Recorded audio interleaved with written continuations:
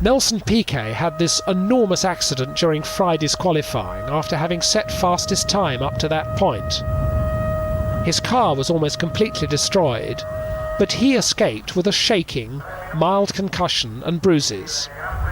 Doctors decided he shouldn't race on Sunday, so he had to content himself with a lap of honour on a motorcycle to the cheers of the crowd.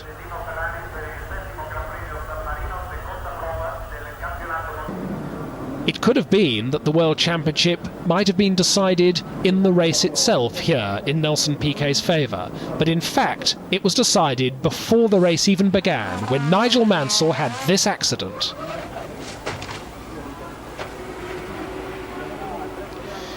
The car landed with such an impact that, as Frank Williams waited anxiously in the pits and waited for information about what had happened to Nigel, Mansell himself was still in the cockpit in intense pain from internal bruising.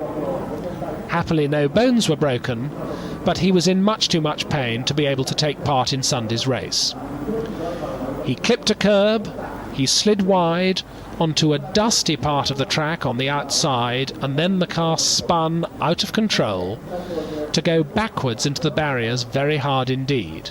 But it wasn't the impact with the barriers that hurt Nigel, it was after it had gone in the air, the force with which it landed full square on the track.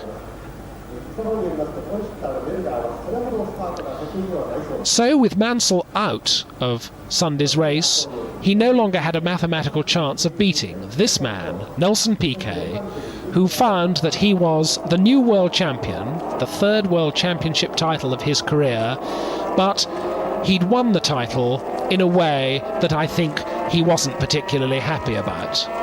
He would have liked to have clinched it on the track, but nevertheless, the race went ahead